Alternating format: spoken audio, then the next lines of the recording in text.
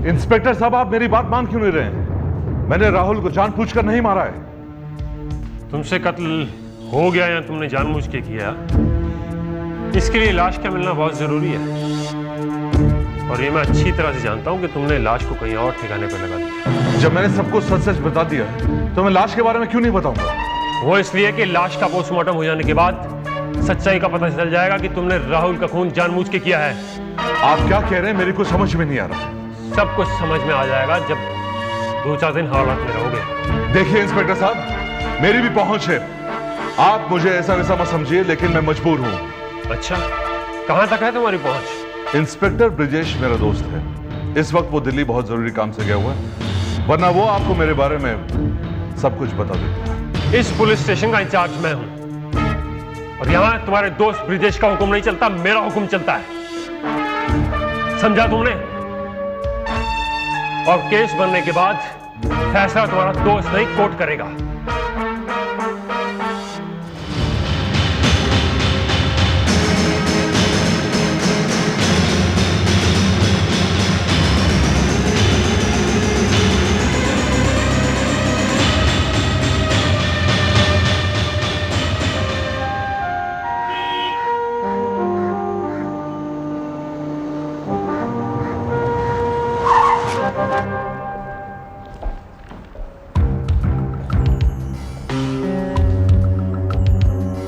Hello inspector. Hello. आपने Raghunath industries का नाम सुना है? जी हाँ। मैं एसके रघुनाथ। ओह, प्लीज बैठिए। आइए। Thank you.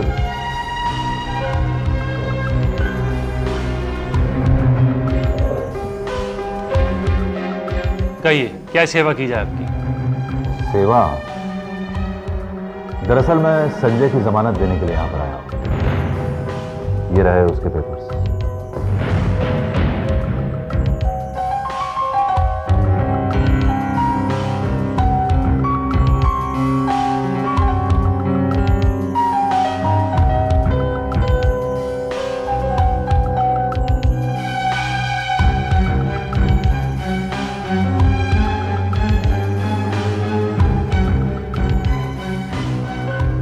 हवलदार, संजय को लेके आओ। क्या आप जानते हैं वो एक मुजरिम और... ब्रदर, जुर्म कौन नहीं करता? हर इंसान मुजरिम होता है। कोई छोटा जुर्म करता है, कभी कोई बड़ा जुर्म करता है। इंस्पेक्टर साहब, कोई खुलकर जुर्म करता है और कोई चोला ओढ़कर। तुम जा सकती हो। आजादी मुबारक हो सकता है। आप और यहाँ? ब्रदर, मैं तुम्हारी जमानत देने के लिए यहां पर आया। आपने मेरी जमानत दी?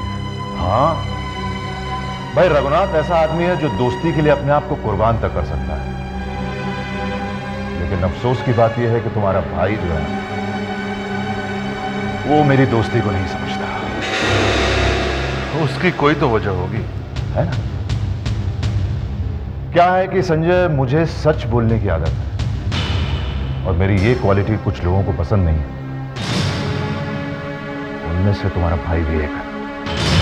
खैर, यहां ये सब बातें क्या करनी। चलो चलते हैं। ओके।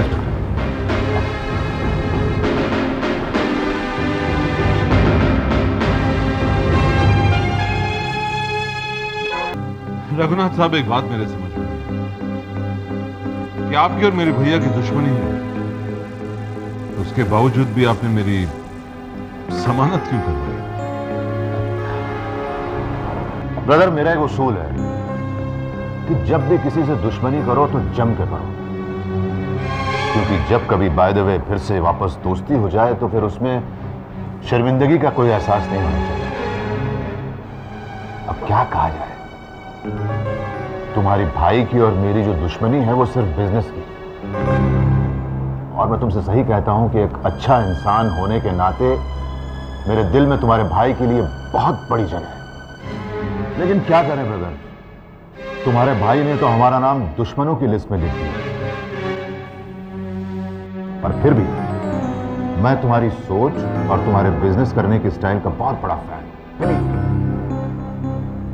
पर फिर भी यह कहूंगा कि तुम्हारे भाई ने तुम्हारा सही इस्तेमाल नहीं किया। उसे तुम्हारी जमानत देनी चाहिए थी, लेकिन वो जिद्दी है, बहुत बड़ा जिद्दी है, और उसने अपनी जिद और अपनी पेशानी पर लगे हुए शराफत के लेबल को बचाने के लिए तुम्हारी जमानत नहीं थी। रघुनाथ साहब, मेरी सोच ये कहती है कि मतलब और जरूरत इंसान को रिश्ते में बांधने का एक जरिया है। हो सकता है कि आपको मुझसे भी कोई मतलब या जरूरत हो। ब्रदर क्या बताऊं मैं, मेरा मतलब है तुम्हारी दोस्ती और जरूरत है तुम्हारा भरोसा, जो कि मुझे बड़े अफसोस के साथ कहना पड़ रहा है कि तुम्हारे भाई को मुझ पर नहीं। इससे आपको फायदा? ब्रदर, रघुनाथ सिर्फ दोस्ती का भूखा है, बस। रघुनाथ साहब, इस साल मैं बिजनेस एसोसिएशन के चेयरमैन का इलेक्शन लड़ रहा हूं, कहीं इसलिए वो तो मेरे लिए खुशी की बात है ब्रदर, बहुत खुशी की बात है। तुम्हें पता है मैं पिछले 3 साल से इस एसोसिएशन का चेयरमैन हूं, और मुझे हमेशा इस बात का इंतजार रहता था कि कोई शख्स जो बहुत जिम्मेदार हो वो मुझे दिखाई पड़े तो मैं अपना नाम वापस ले लूं, इस पोस्ट को छोड़ दूं। और आज इतने दिनों के बाद तुम मुझे भरोसे के आदमी मिले, और मैं इस बार अपना नाम वापस लेकर वोट तुम्हें देने वाला हूं। रघुनाथ साहब, ये बात बहुत मशहूर है कि आप चेयरमैन की पोस्ट से ज्यादा अपने आप से प्यार करते हैं। अरे भाई, हमारे बारे में तो यह भी मशहूर है कि हम आह भी लें तो हो जाते हैं बदनाम, समझे आप? और वो कत्ल भी करें तो उनका चर्चा ही नहीं होता। ब्रदर, लोगों ने हमें खामखा बदनाम करके छोड़ दिया। सर, नारियल की तरह है, ऊपर से कड़क और अंदर से नरम। रघुनाथ साहब, आपने जमानत तो दे दी है, लेकिन केस तो चलता रहेगा। कहीं फैसला मेरे खिलाफ हो गया तो? फैसले रुपए करते हैं, और रुपयों की रघुनाथ के पास कोई कमी नहीं है। एक बार दोस्ती करके देखो ब्रदर, मेरे बारे में तुम्हारी राय बदल जाएगी, बिलीव मी।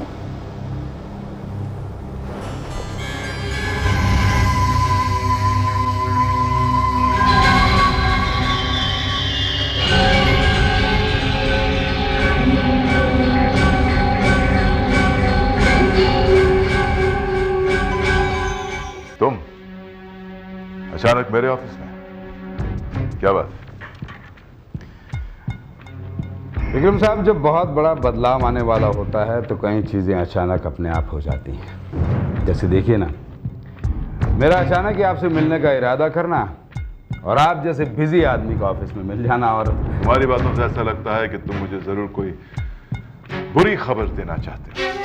वाह वाह वाह विक्रम साहब, मान गए। आपने ऐसे इतना बड़ा अंपायर खड़ा नहीं किया है, इसका सबूत दे दिया आज आपने। अच्छा, आगे बोलो। विक्रम साहब, ये आपका भाई संजय कहाँ है?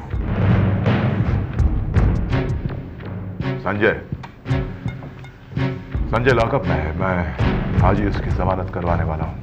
कोई जरूरत नहीं, उसकी जमानत हो चुकी है। जमानत हो चुकी? किसने कहा? आपके सबसे पुराने और खतरनाक दुश्मन रघुनाथ ने। Raghunath?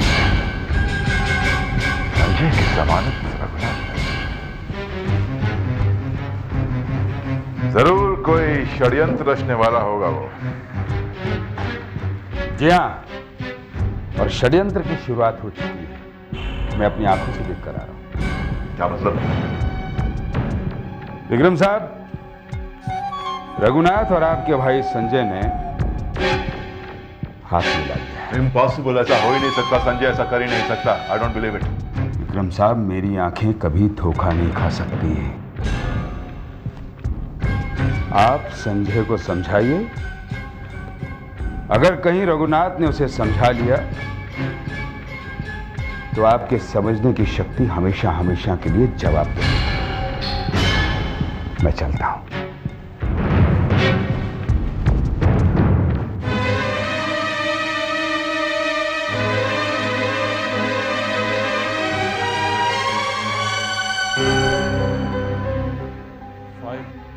Arrested in murder case. बताता हूं।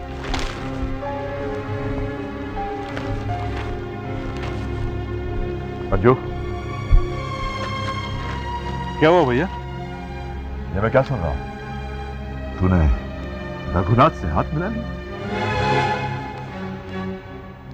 जब आप रावत से गले मिल सकते हैं तो क्या मैं रघुनाथ से हाथ नहीं मिला सकता? अंजू, रघुनाथ एक सांप है।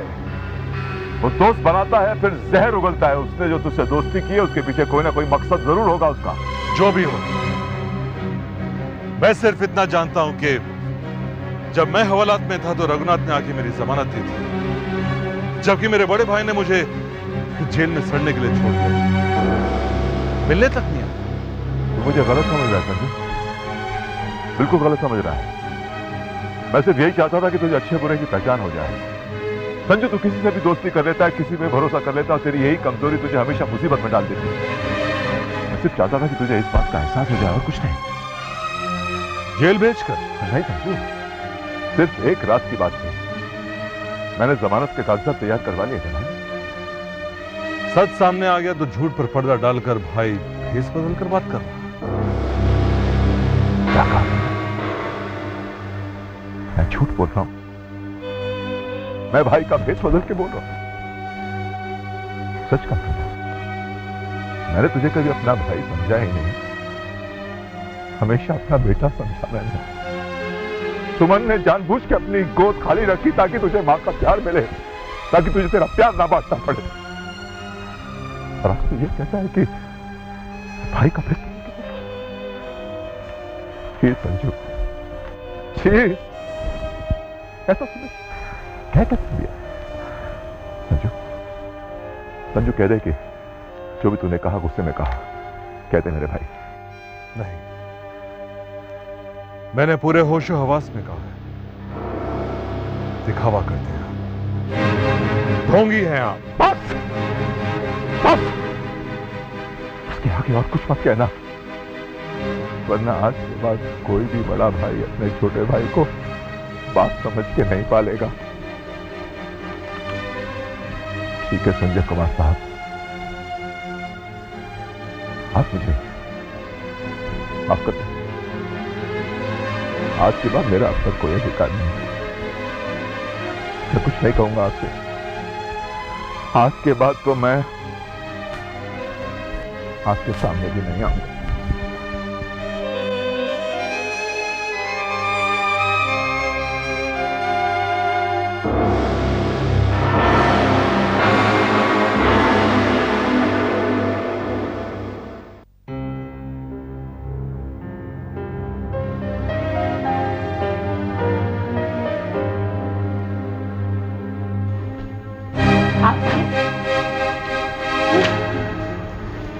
क्या बात हो गई? बहुत गुस्से में लग रहे हैं आप। सुमन, हमारा संजू अब हमारा नहीं रहा। ये क्या कह रहे हैं? उसने आज मेरे प्यार को एक नया नाम दिया है, ढोंग, दिखावा। आप खामखा इतने सीरियस हो रहे? यूं ही कह दिया होगा उसने। नहीं सुमन, उसने पूरे होश हवास में रहकर मुझ पर यह इल्जाम लगाया है। क्या कह रहे हैं आप? हे भगवान, क्यों कहा उसने ऐसा? उसे गलत फहमी हो गई है कि मैंने जानबूझकर उसकी जमानत नहीं करवाई। आपने उसे समझाया नहीं? क्या समझाना? रघुनाथ जैसे घटिया इंसान से दोस्ती कर ली उसने। तो रघुनाथ पर मुझसे ज्यादा भरोसा है कि हर बात ना मेरे दिल में एक तीर की तरह चुभती है। उसके दिल में हमारे लिए ना कोई इज्जत है ना प्यार है। देखना, एक दिन रघुनाथ संजय को हमसे अलग करके ही रहेगा। वाह, ऐसे कैसे अलग कर देगा? मैं जाकर समझाऊंगी उसे। नहीं, तुम कुछ नहीं कहोगी उससे, तो तुम्हें भी कुछ भी कह सकता है। कैसे कह देगा जी? अच्छी तरह जानती हूं मैं उसे। मेरी बात को वो कभी नहीं ठुकराएगा।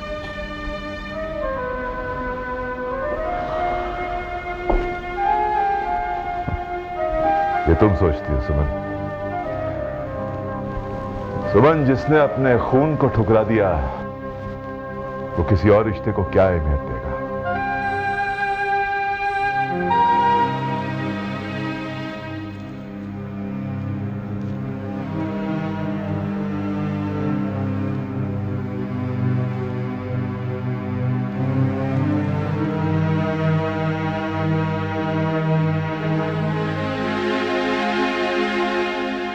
आइए भाभी, बैठिए।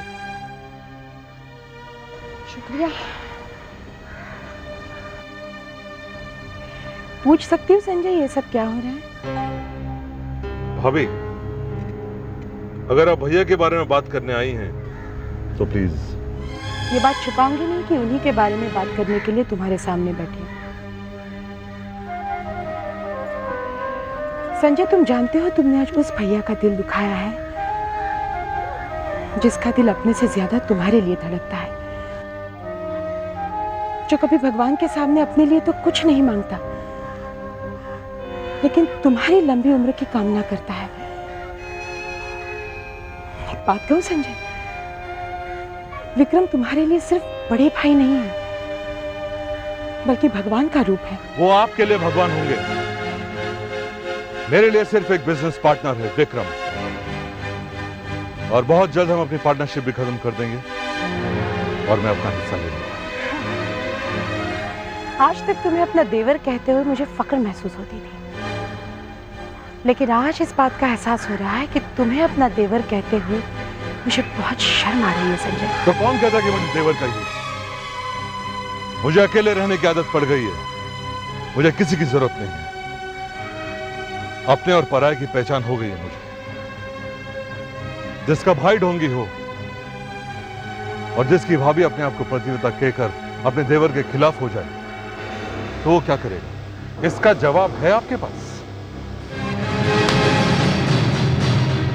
इससे अच्छा जवाब नहीं है मेरे पास।